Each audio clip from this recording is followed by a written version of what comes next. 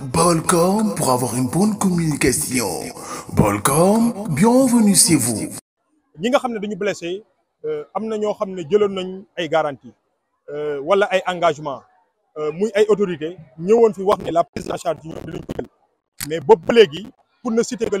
la ministre de la famille boobu fi li ñu waxoon engagement yi respecté wuñ ko kon nag loolu ñu interpellé jafe-jafe yi nga xam ne moo nekk ci bari na xam ne tey ñàkkee ñoom ci ñun en grande partie muy ay route impraticable ndax bu tëli baaxoon yaakaar naa ni lu bari ci accident du am te accident moo leen fi jëlee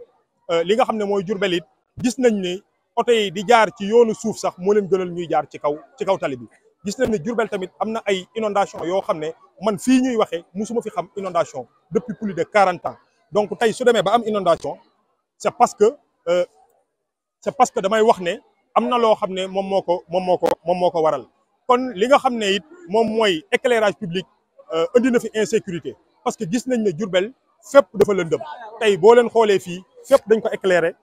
ak suñu ay moyens bopp mais boo leen demoon à 10 mètres wala astafurlah à 200 mètres 300 mètres da ngeen di gis ne éclairage public bi mi ngi fi même axe principal bi sax nga xam ne mooy route goudronnée bi amul éclairage public et que c'est le mouvement moom moo ko defaroon mais fi ñu toll nii dafa yàqu ça date quelques mois donc loolu yëpp dafa nekk loo xam ne ay jooytu la yoo xam ne mi ngi fi mais li ci ëpp solo mooy chômage bi nga xam ne gis nañ ne fii xale yi dañuy jàng ba pare yor seen ay diplôme mais luy seen loo leen di liggéey ñu ne damay kalandoo Jakarta ñoom sax duñu moom sax Jakarta bi à la limite donc keneen moo koy moom di leen ko jox ñu koy kalandoo ci ñoo am ay master 2 ñu am ay doctorat et cetera loolu nekk na lu métti kon fléau bi nga xam ne moom mooy chômage bi war nañ ko xoolaat bu baax a baax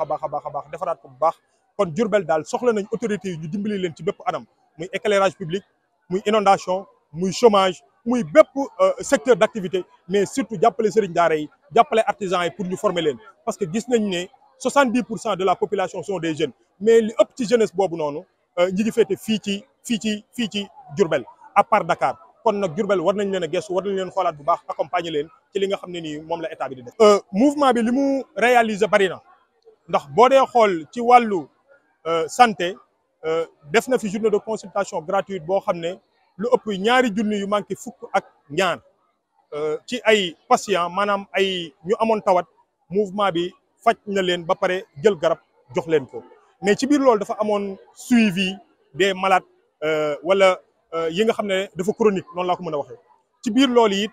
mouvement bi joxe na ay matériel li nga xam ne mooy poste de santé bi ak Croix-Rouge poste de santé Elisabeth Diouf ak Croix-Rouge bi ci biir loolu tamit mouvement bi def na fi journée li nga xam ne mbas mi bi mu fi amee it joxe na fi ay masque ak ay gel jàppale ko li nga xam ne mooy askan bi mouvement bi dafay weeru tamxarit weeru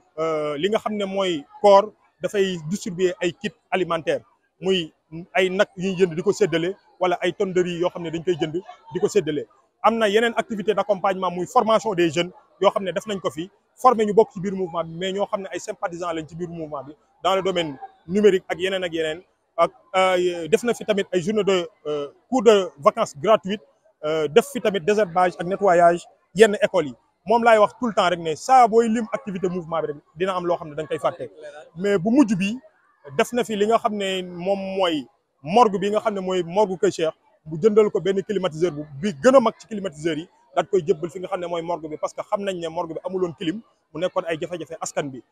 éclairage public tamit mouvement bi defoon na fi éclairage public muy ruelle yi muy route goudronnée yi muy fépp donc loolu defoon na ko ba lépp di tàkk te biñ koy def it associé nañ fi